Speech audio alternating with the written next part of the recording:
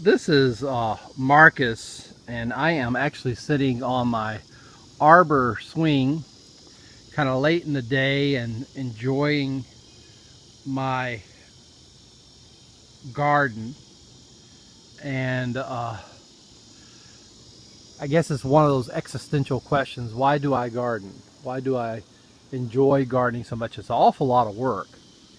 And of course, the main thing I grow is fruit trees, although I grow a lot of flowers too. And so why do I grow them? Well, I mean, of course, I enjoy the fruit. I enjoy jellies and jams and all the other delicious things I make from the fruit. But really, there's a intangible beauty for having a garden, being able to enjoy like the swing arbor that I'm sitting under, and the beautiful yard, God's creation. And God in creation created Adam and Eve, and where did he put them? He put them in a garden and told them to till a garden. And so there's just something Eden-like about a garden. It points to the past. It points to something that God had created human beings for, and it points to the future, to a new heavens and a new earth. Our destiny is not so much a garden as it is a New Jerusalem, a city with gardens in it and trees in it that look back to the Garden of Eden. The human beings are supposed to grow things and create beauty and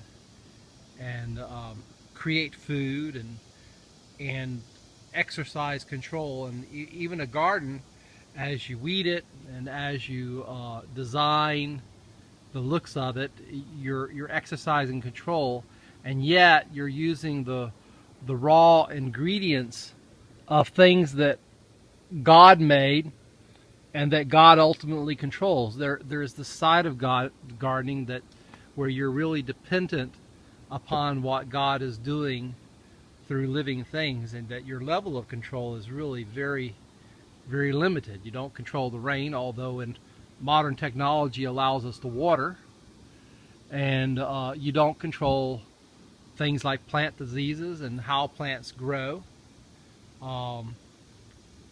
You're using the raw materials of what's there, and humans, through genetics and through selective breeding, have made huge improvements over things. Like in this picture, we have a mission fig tree, which is the very first domesticated species, and first domesticated species, been bred by humans longer than even things like wheat and the dog or the common cat or the domesticated cat. Next to it is a golden boy pear, which is a interspecific hybrid between two totally different species, the Asian pear and the European pear, and greatly modified. Pears in the days of the Bible were hard and not very sweet and very gritty,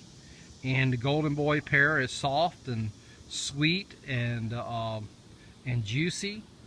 You got the muscadine vines, which are, of course, the Bible, they talk about grapevines, but this is a totally different species of grape that has been improved and recently domesticated by human beings.